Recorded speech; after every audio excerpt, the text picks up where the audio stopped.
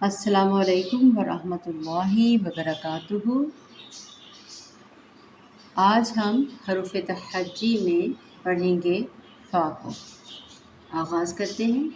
اعوذ باللہ من الشیطان الرجیم، بسم اللہ الرحمن الرحیم۔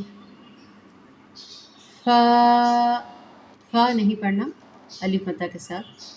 فا فا ہمارے جو آگے والے جو دو دانت ہیں ان کا جو سرا ہے وہ نیچے والے ہونٹوں کے ساتھ اندرونی حصہ جو گیلا والا تر والا حصہ ہوتا ہے اس سے جب ملاتے ہیں تو ف ف ف آواز فا کی بہترین ادا ہو جاتی ہے۔ بہت آسان ہے، جیسے آپ با اور تا اور جیم آسانی سے ادا کر لیتے ہیں، اسی طریقے سے فا کو بھی اکثریت آسانی سے پڑھ لیتی ہے۔ میرے ساتھ دہرائیں۔